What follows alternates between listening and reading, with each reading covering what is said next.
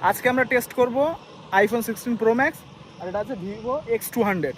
তো দুইটা শুধু ক্যামেরা টেস্ট, একটাই মোড পোর্ট্রেট মোডটা, যেটা আমাদের মোড ম্যাক্স লেভেল জুম।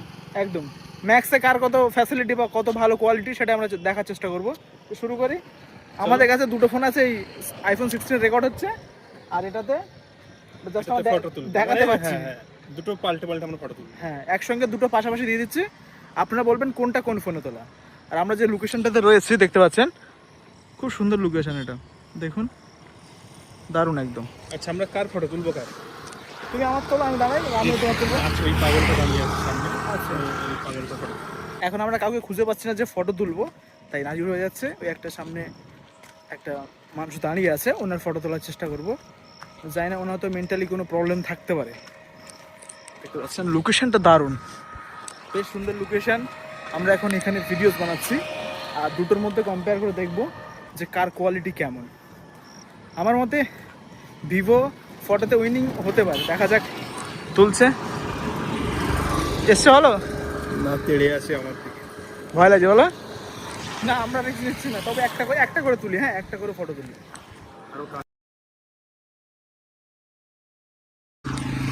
মোটামুটি আমরা টেস্ট করলাম, সমস্ত ফটো আপনাদের দিলাম। আপনারা বলুন কোনটা কোন ফোনে তোলা। এখন আমরা দেখাচ্ছি আপনাদের কোনটা কোন ফোন তোলা, আমরা মেনশন করে দিচ্ছি। তো চলুন দেখে নিন, আশা করছি ভালো লাগবে। তবে আমরা শুধুমাত্র পোর্ট্রেট মোডটাই টেস্ট করেছি, যেহেতু দুইটার জুম সিমিলার রয়েছে, সামান্য কিছু ডিফারেন্স রয়েছে। বলো তোমার কি ওপিনিয়ন?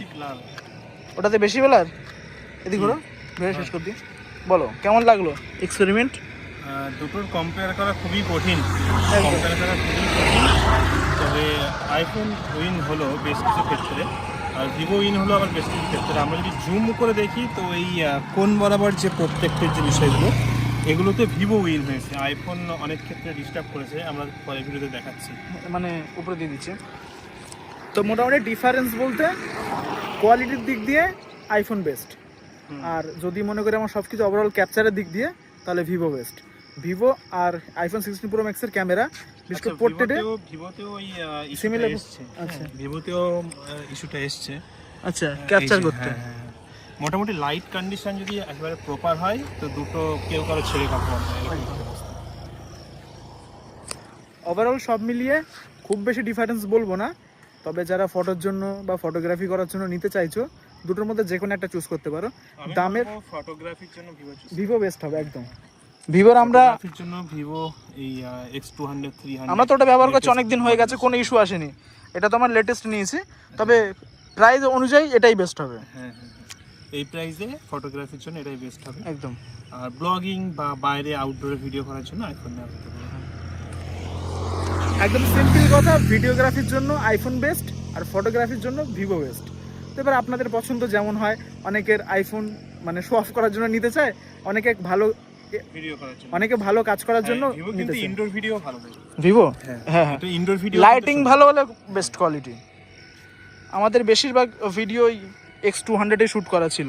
তো আজকে আমাদের ভিডিও এটুকুই ছিল, আমরা একটা এক্সপেরিমেন্ট করার চেষ্টা করেছি। আপনাদের কেমন লাগলো অবশ্যই কমেন্ট করে জানাবেন। দেখা হচ্ছে আপনাদের সঙ্গে পরবর্তী ভিডিওতে।